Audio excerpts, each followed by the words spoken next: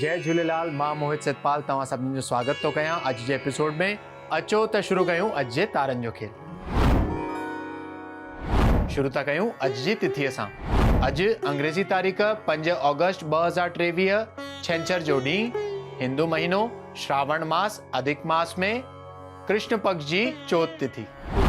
हलो त शुरू कयूं अॼु जे राशिफल सां। मेष राशि।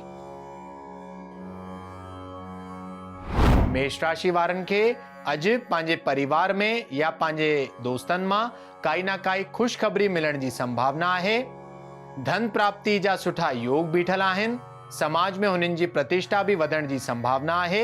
स्वास्थ्य तमामु सुठो रहंदो ऐं ॾींहुं सुठो ई गुज़रंदो। वृषभ राशि। वृषभ राशि वारनि खे अॼु अगरि कैरियर वाधारो करणो आहे, व्यापार में वृद्धि करणी आहे, त अॼु जो ॾींहुं तमामु लाभदायक साबित थींदो। हुननि खे काई ना काई अपॉर्चुनिटी मिलंदी, हुन में हुननि खे सफलता जी भी प्राप्ति थींदी। शत्रुअनि ते विजयी पाई सघंदा। स्वास्थ्य तमामु सुठो रहंदो ऐं ॾींहुं तमामु सुख सां गुज़रंदो। मिथुन राशि।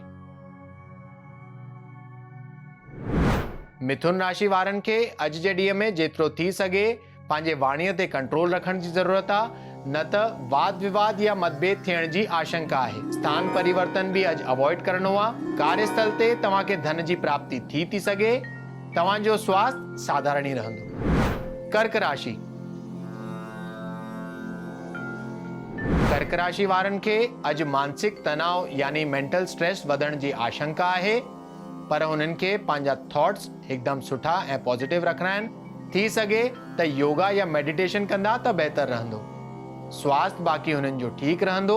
कार्यस्थल ते भी ॾींहुं ठीकु ई गुज़रंदो। सिंह राशि। सिंह राशि वारनि खे अॼु कोई अनचाही घटना जो सामनो थी थो सघे, इहा आशंका आहे। कार्यस्थल ते हुननि जो ॾींहुं तमामु साधारण रहंदो। वाद विवाद या मतभेद थियण जी आशंका आहे, पर धन जी प्राप्ति हुननि खे अॼु थियण जी भी संभावना आहे। स्वास्थ्य हुननि जो ठीकु रहंदो ऐं ॾींहुं ओवरऑल एवरेज ई रहंदो। कन्या राशि। कन्या राशि वारनि खे अॼु पंहिंजे परिवार में या पंहिंजे दोस्तनि मां काई ना काई ख़ुशख़बरी मिलण जी संभावना आहे। हुननि जो मन अॼु तमामु ख़ुशि रहंदो। स्वास्थ्य तमामु ठीकु रहंदो ऐं ॾींहुं सुख सां गुज़रंदो। तुला राशि। तुला राशि वारनि खे अॼु पंहिंजे कार्यस्थल में निकिरण खां पहिरियों कोई विघ्न या बाधा सताए थी सघनि, पर भगवान गणेश जी पूजा करण या 12 दफ़ा ओम श्री गणेशाय नमः चवण सभु विघ्न बाधा भगवान गणेश तव्हांजी दूर कंदा। तव्हांजो स्वास्थ्य साधारण रहंदो ऐं ॾींहुं सुठो ई गुज़रंदो। वृश्चिक राशि।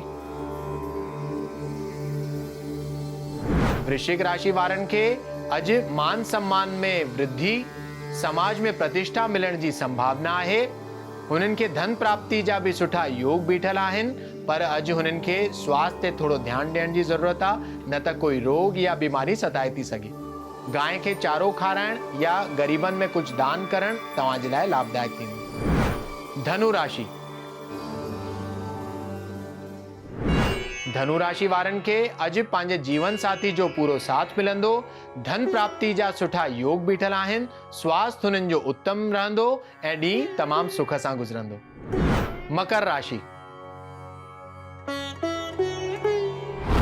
मकर राशि वारनि खे अॼु पंहिंजे दोस्तनि मां या पंहिंजे संतान पक्ष मां या पंहिंजे कार्यस्थल ते किथां न किथां ख़ुशख़बरी मिलण जी संभावना आहे। धन प्राप्ति जा भी सुठा योग बीठल आहिनि। स्वास्थ्य तमामु सुठो रहंदो ऐं ॾींहुं सुखमय हूंदो। कुंभ राशि।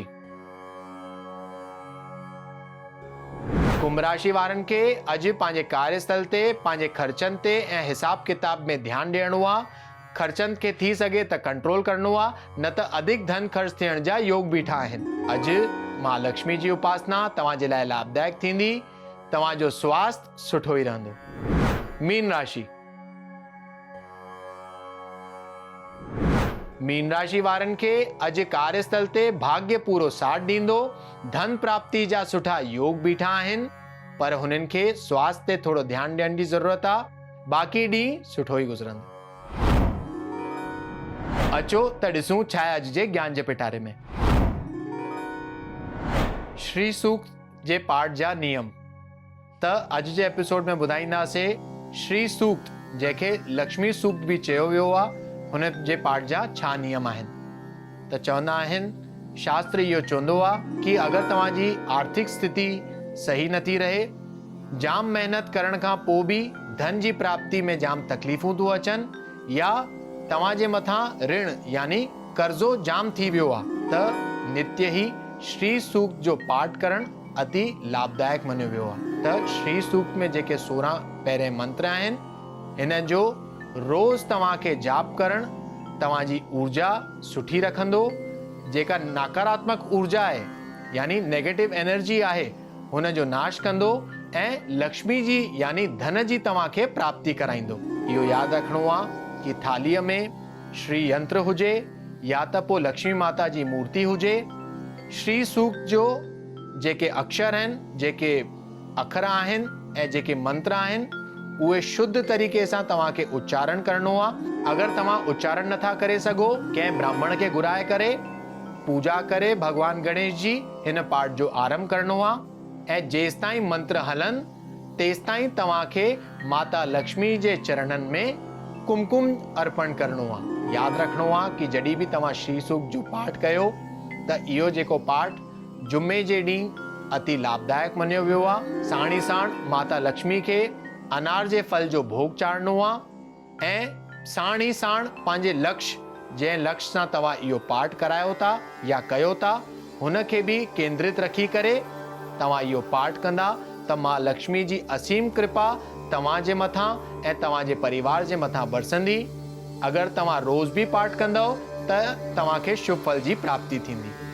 ख़ासि करे जुमे जे ॾींहुं जेको बि माण्हू 16 दफ़ा हिन पाठ जो पाठ कंदो आहे ऐं लक्ष्मी माता खे कुमकुम चाढ़ींदो आहे, त इहो चवंदा आहिनि कि लक्ष्मी माता सभु मनोकामना हुन मनुष्य जी पूरी कंदी आहे। अचो त ॾिसूं छा आहे अॼु जो सवाल। अॼु जो सवाल आहे लक्ष्मी जी जो, जेके नवी मुंबई महाराष्ट्र जा रहंदड़ आहिनि, ऐं हिननि जो सवाल आहे कि हुननि जे घर में जाम क्लेश हलंदा रहंदा आहिनि ऐं जाम अशांति थी रहे। त लक्ष्मी जी तव्हांजे कुंडली जे हिसाब सां तव्हांखे घर में हर वेनसडे जे ॾींहुं यानी हर बुधर जे ॾींहुं काई ना काई ग्रीन शइ जो दान करणु अति लाभदायक थींदो। फल तव्हांखे सुठो प्राप्त थींदो ऐं थी सघे त विस्पति जे ॾींहुं पीली शइ जो दान कयो त तव्हांजी सभु मनोकामना पूरी थींदियूं ऐं घर में सुख शांति जो वास थींदो। त अॼु जे एपिसोड में एतिरो ई। वरी मिलंदासीं ॿिए एपिसोड में। अगरि तव्हांखे पंहिंजी कुंडली सां रिलेटेड कोई सवाल या क्वेरीज़ हुजनि त तव्हां असांखे ईमेल करे था सघो info@sindhiplex.com ते। तेसिताईं ॾिसंदा रहो सिंधी प्लेक्स, सिंधियुनि जो पंहिंजो OTT। सत्य सनातन धर्म की जय। जय झूलेलाल।